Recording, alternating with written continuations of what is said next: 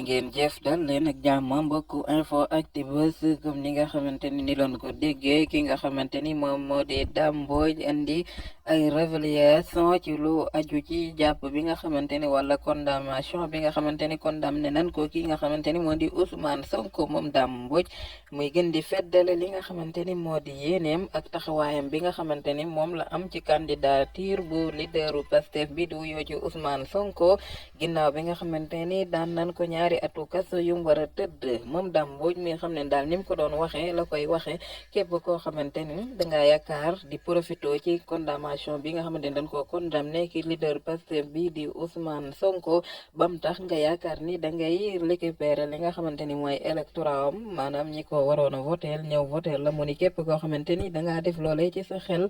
jàppal ni yaa ngi nax sa bopp moom Ousmane Sonko kenn ku dul yàlla mënoo fexe ba moom Ousmane Sonko du bokk ci élection présidentielle yi war a am ci réewu Sénégal atum 2024 di yemoo ak le 25 février moom Dame Mbodj muy gën a firndeel ni comme ni mu ko doon waxee rek lay taxawee ba tey di ko dëggal ak di gën a firndeel bokk ki nga xamante ni moom moo di Ousmane Sonko ci élection yooyee muy bàyyiloo xel bu baax a baax Macky Sall ak it ñi nga xamante ni ñooy gouvernement bi ñi nga xamante ni ñoom la àndaloon di ko fàttali moom Macky Sall ni ko kat jàppal ni ñi nga xamante ni ñoo la wër ñoo fi waroon Ablaye Wade ak Abdou Diouf ñi fi nekkoon ay président atum ci réewum Sénégal kon na nga xam ni ñii bis boo wàccee tam ñoom ñooy dem tafu ji ki nga xamante ni moom moo la wuutu di la yàq lu ñaaw moom kàddu yi la ay analyse yoo xamante ni kii di Dame Mbodj def na ko jërë ngeen jëf wéy leen di abonné